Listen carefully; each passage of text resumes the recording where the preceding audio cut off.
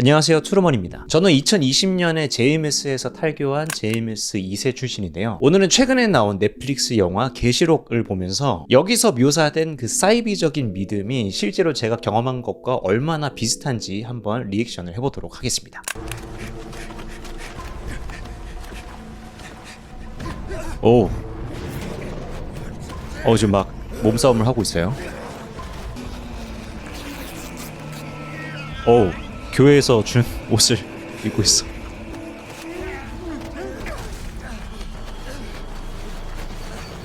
오!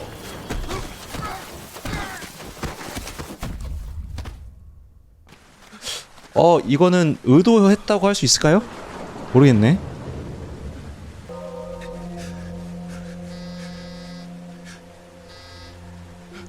연우 찾았어. 연우 친구 노엘이 알지? 친구랑 같이 있었구나. 선생님한테 얘기했었다는데 뭐 교대하면서 전달이 안 됐나 봐. 어떻게? 오, 지금 절벽에 예수의 얼굴이 보이는 것 같습니다. 이 절벽 아래로 떨어뜨려서 이제 유기를 하려고 하네요. 와, 근데 표정 연기 봐. 와. 목사님, 큰일을 저질러 버렸습니다. 죄를 고백하려고 하네요. 너도 벌써 들었어? 우리 환수 얘기 그렇게나 바르고 바르게 살라고 가르쳤는데 얘가 도대체 무슨 생각으로 신도랑 연애를 하고 있지?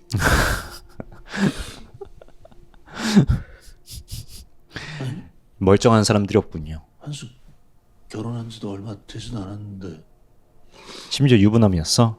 걔가 열어가지고 그 신도 유혹이 넘어간 거야.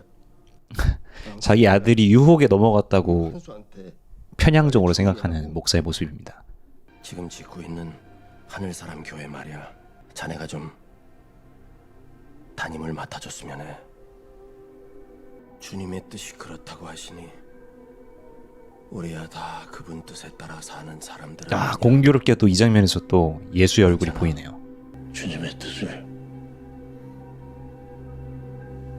따르겠습니다. 자, 이 영화를 아직 못 보신 분들을 위해서 제가 앞에 이 상황을 조금 설명을 드리자면요. 이 류준열 씨가 연기한 주인공 성민찬 목사는 지금 이 순간 전까지만 해도 인생이 그야말로 꼬일 대로 꼬인 사람이었습니다. 일단 첫 번째로 아내가 불륜 중이라는 사실을 알게 됐고, 그리고 두 번째로 아까 그 얘기 나누던 그 나이든 목사가 대형 교회 담임 목사인데, 그 목사가 이제 성민찬 목사가 목회하는 조그만한 교회 근처에 새로운 큰 교회를 짓고 있었던 거죠. 근데 그 교회의 담임 목사 자리를 자기가 평생 수발을 들었으니 나한테 넘겨주지 않을까 했는데, 근데 그 나이 많은 목사가 냉큼 자기 아들한테 넘겨줄 생각이다 라고 얘기를 했던 상황입니다.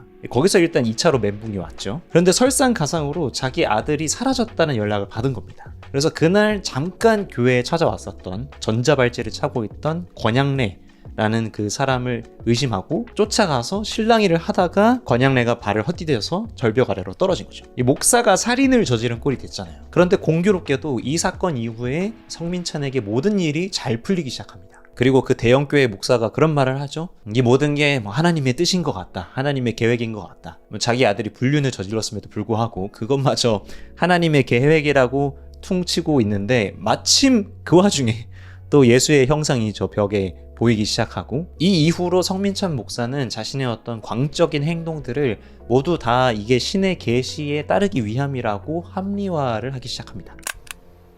당신 나한테 왜 그러는 거야? 그러니까 나도 그게 참 궁금해요. 왜 주님은 나를 계속해서 당신 앞으로 인도하시는 걸까? 성령 부으심, 내 마음속에 성령님을 보내줘서 그쪽으로 인도하신 거예요. 성령님, 당신 그냥 나 죽이는 거 숨기려고 그러는 거잖아. 잠깐만, 나 이제 명백히 알 것 같아. 왜 당신 같은 사탄의 자식을 내 앞에 계속해서 보내주시는지. 이건 내가 그분의 명령을 얼마나 충실히 따르시는지 보시기 위함이에요. 정말 놀랍지 않아요? 와우, 진짜 연기 잘하신다. 이거 완전 미친 새끼네. 진짜 미친 연기를 너무 잘하시네요. 나 죽이려고? 모르죠. 오. 또 계시를 주시겠죠. 우린 하나님의 명을 따르는 그분의 종이니까요. 그 계시가 죽이라고 하면 나도 죽일 수 있다라고 이제 극단적으로 변해가는 모습입니다. 자, 이 장면을 보시면 아시겠지만 이제 우연하게 발생한 사건들을 자기가 믿고 싶은 대로 이제 막 해석하기 시작했습니다. 급기야는 자기가 그 신의 계획에 아주 중요한 역할을 하고 있다고 확신을 하고 있죠. 저는 이 영화가 인간이 어떤 과정을 통해서 이런 광적인 믿음에 빠지는지, 그리고 이렇게 광적인 믿음에 빠졌을 때 우리의 뇌가 얼마나 편향적으로 정보를 받아들이는지, 그걸 너무나도 잘 묘사하고 있다고 생각을 하거든요. 실제로 제가 사이비에 오래 있으면서 전도되는 사람들을 보잖아요. 그 사람들의 유형을 자세히 보면 어떤 경우들이 있냐면 심리적으로 굉장히 취약한 상태인 사람들, 특히 내가 스스로 통제하기 어려운 사건이나 상황 때문에 공경에 빠졌을 때, 그럴 때 전도되는 경우가 정말 많습니다. 뭐 예를 들자면 취업이 안 돼서 이 앞길이 막막한 취준생이라든지, 뭐 가족 중에 누가 갑자기 아파서 입원을 한다든지, 아니면 어떤 사건 사고로 인해서 인생 자체의 어떤 정체성 혼란이나 회의감이 찾아왔다든지, 그 사람들 인생에 가장 힘들고 혼란스러운 시기에 때마침 사이비를 만나서 현혹이 돼버리면 거기에 빠져들게 되는 것이죠. 근데 그런 시기에 사이비를 만나는 게 왜 특히나 위험한지 제가 조금 더 자세하게 설명을 드릴게요.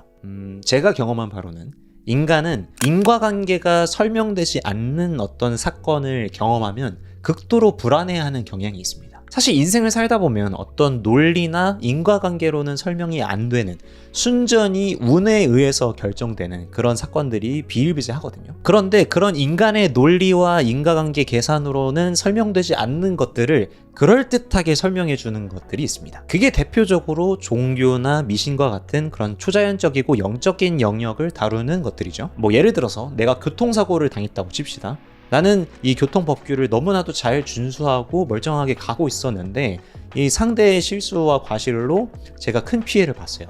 아니면 크게 다쳤어요. 그런 순간에 단순히 이 모든 게 운이 안 좋아서 발생한 일이다 라고 그냥 받아들이기에는 우리의 인생의 불확실성이 너무나도 커져버립니다. 어차피 이 모든 사건들이 무작위로 벌어지는 운에 의한 것이다 라는 생각이 들면 우리가 주체적으로 선택하고 결정하는 것들이 아무런 의미를 가지지 않는 것이 아닐까라는 생각이 들 수밖에 없습니다. 그런데 만약에 그 상황에서 이건 신이 계획한 거야, 신의 큰 계획이 있어서 내가 지금 이런 시련을 겪고 있는 거야 라고 생각하면, 설령 그것이 어떤 논리적으로 과학적으로 증명이 되지 않더라도 그 사건의 이유와 원인을 규정하는 것만으로도 그 불확실성으로 인한 내 불안감이 어느 정도 해소가 된다는 거죠. 그래서 그런 타이밍에 사이비를 잘못 만나면 깊게 빠져들게 되는 겁니다. 내 인생의 불확실성과 그로 인한 심리적 불안을 그 종교가 또는 그 신적인 존재가 해결해 주었다고 믿게 되거든요. 물론 살면서 그런 종교나 어떤 신적인 존재의 또 위로를 받고 그 힘으로써 인생을 살아가는 사람들이 굉장히 많습니다. 그 모든 것이 다 나빴다고 제가 말씀드리는 게 아니라요. 여기서 문제가 되는 것은 그 신념 체계가 굳어져서 과도하게 편향되거나 좀 광적으로 뒤틀리게 되면 내 인생에서 발생하는 모든 사건들과 또는 내 인생을 넘어서 이 세상에서 발생하는 모든 사건들을 그 신념 체계에만 맞추어서 편향되게 해석하게 됩니다. 그런 관점에서 이 주인공 성목사가 광적인 믿음을 가지게 되는 그 과정을 굉장히 잘 표현한 것 같습니다. 자료받아 봤는데 전형적인 아포페니아 같아요. 아포페니아요? 서로 연결성, 연관성이 없는 정보들 사이에서 일정한 규칙이나 패턴, 의미를 찾는 거죠. 그냥 자연은 자연인데 특징적인 무언가 보인다고 믿는 거죠. 이런 사람들은 배가 떨어지죠. 기억이 까마귀를 만들어냅니다. 자, 방금 등장한 이 신현빈 배우가 연기한 이 이현희라는 캐릭터는 권양래한테 복수를 하려고 했던 형사고요. 그리고 지금 이 남자는 정신과 의사인데 아포페니아라는 개념에 대해서 설명을 하죠. 서로 연결성이 전혀 없는 정보들 사이에서 어떤 규칙이나 패턴을 만들어내는 거죠. 그래서 방금 보시면 이 예시로 사람 얼굴 모양을 하고 있는 이 도를 보여주는데 너무나도 공교롭게도 이 JMS가 너무나도 애용하는 수법입니다. 제 생각에는 지난번에 지옥2 리액션 할 때도 그랬지만 이 연상훈 감독님이 여러 가지 사이비를 참고하셨겠지만 특히나 JMS를 참고하신 게 아닌가 싶을 정도로 실제로 정명석 교주가 돌을 수집하는 취미가 있습니다. 뭐 자그마한 돌부터 시작해서 뭐 이따만한 엄청 큰 돌을 어디 밭에서 캐오기도 하고 하여간 돌을 엄청 많이 수집을 하는데 근데 항상 그 돌에서 어떤 특정 모양을 막 찾아내요. 그러면서 자 봐라, 이 돌에 있는 이 형상이 우리 정명석 선생님의 얼굴이지 않냐, 또 여기 있는 형상은 무슨 메시아를 상징하는 어떤 형상이다, 이렇게 하면서 이 돌들의 형상들을 가지고 이게 정명석이 메시아라는 증거다라고 주장을 하는 거예요. 그리고 이런 식으로 막 해석하는 거를 교리로도 만들어 놨는데 그걸 만물계시라고 거기서 부르거든요. 그러니까 이 세상 모든 만물을 통해서 하나님이 계시를 하시니까 언제나 우리가 그 계시를 인지하고 받아들일 수 있도록 항상 주의 깊게 봐야 한다, 그 감각을 열어놓고 있어야 한다, 이렇게 가르칩니다. 그래서 뭐 구름 모양을 봐도 저거 우리 정명석 선생님 얼굴이야 막 이렇게 한다든지, 뭐 지나가는 차 번호 보면서 우리 선생님 생일이 지나갔다 이러면서 항상 우리 곁에 함께하고 계신 정명석 교주님, 뭐 이런 식으로 JMS 신도들은 집단적으로 아포페니아를 겪는다고 해도 무방합니다. 그러니까 일상적으로 내 눈에 보이고 내 귀로 들리는 모든 정보들을 JMS의 교리를 강화하는 쪽으로 인식하게 만드는 거죠. 심지어는 어떻게까지 얘기를 하냐면 그런 국가적인 재난들 있잖아요. 사상자가 많이 나오는 그런 안타까운 재난들, 그런 것들을 자기네들 설교에 끌어와요. 대한민국이 JMS를 안 믿으니까 하나님이 분노해서 이렇게 심판을 하는 거다, 이런 식으로 전혀 관계없는 이 사건들 또는 굉장히 안타까운 사건들을 자기네들의 교인들을 세뇌하는 그런 수단과 소재로서 활용을 하는 겁니다. 그러면서 교주에 대한 경외심과 공포심을 계속 자극을 하는 거죠. 자, 지금까지 계시록의 몇 장면을 보면서 실제로 사이비와 얼마나 비슷한지 리액션을 해봤는데요. 지금은 제가 이 성민찬 목사가 나오는 장면들을 위주로 리액션을 했지만 사실 이 스토리는 3명의 인물을 중심으로 흘러가는 스토리입니다. 성민찬 목사와 납치범 권양래, 그리고 그 권양래에 대한 복수심을 가지고 있는 형사 이현희, 이렇게 세 인물이 서로 쫓고 쫓기는 관계가 되면서 이야기가 흘러가게 되죠. 그래서 사실 이 영화의 하이라이트라고 할 수 있는 장면은 이 세 사람이 삼자대면을 하는 장면입니다. 각자의 신념과 광기로 절여져서 서로 대치하는 그 모습을 굉장히 긴 호흡의 롱테이크로 이렇게 담아낸 것이 굉장히 인상적이었거든요. 근데 저는 이 장면을 보면서 어떤 생각이 들었냐면, 어떠한 신념의 그 출발선이 아무리 정의롭고 성스러울지라도 그것이 광기의 영역으로 들어가는 그 순간부터는 그들의 행위가 어떤 정신 이상자나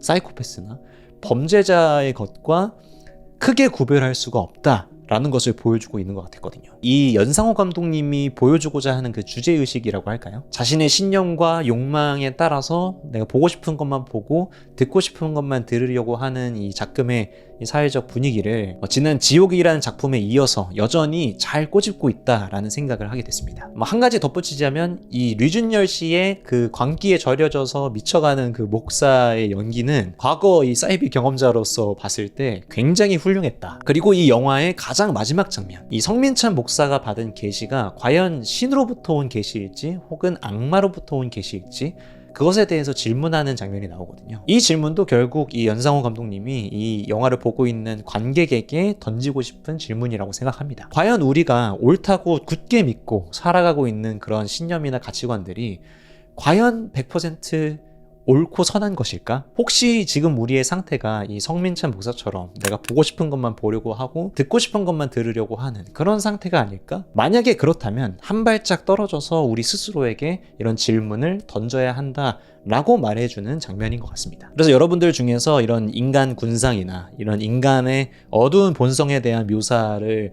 좋아하시는 또는 그런 거에 대해서 생각해보고 질문해보는 거를 즐겨하시는 분이라면 이 계시록이라는 영화 한 번쯤 보시는 걸 추천드리겠습니다. 영상이 재밌으셨다면 구독과 좋아요 잊지 말고 지금 눌러주시고요. 여러분의 생각 자유롭게 댓글로 남겨주시면 감사하겠습니다. 그럼 저는 다음 영상으로 찾아뵙겠습니다. 여러분의 나다운 삶을 응원합니다.